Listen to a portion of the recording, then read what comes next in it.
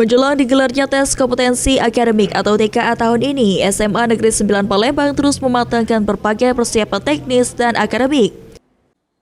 Wakakurikulum SMA Negeri 9 Palembang, Santi Nopiliah, mengatakan sejumlah persiapan telah dilakukan, salah satunya peningkatan kapasitas internet. Langkah ini dilakukan untuk memastikan seluruh perangkat dan sistem dapat berjalan dengan lancar saat ujian berbasis komputer dilaksanakan. Ditambahkan Santi, para siswa kelas 12 saat ini telah mengikuti simulasi TKA. Selain itu, sekolah juga telah berkoordinasi dengan PLN untuk memastikan tidak terjadi pemadaman listrik pada saat TKA dilaksanakan.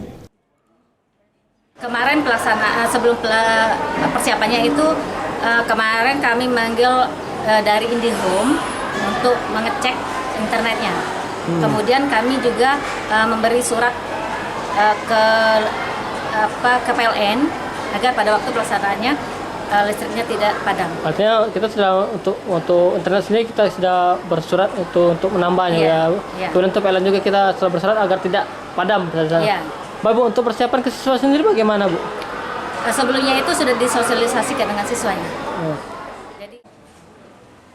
Sementara itu, salah satu siswa kelas 12 Septa Ramadini mengaku sudah melakukan persiapan untuk menghadapi TKA nanti dengan rutin mencari contoh soal di internet selain mempelajari materi yang diberikan di sekolah.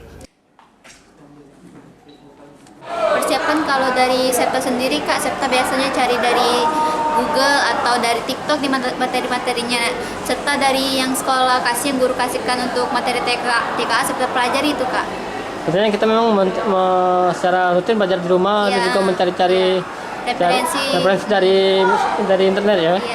Baik, untuk mata pelajaran pilihan sendiri apa yang kita pilih? Pilihan Septa itu sosiologi sama biologi. Itu.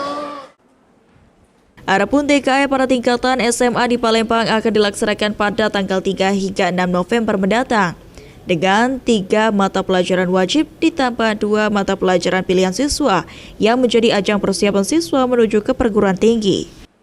Ilham Wahyudi, PAL TV.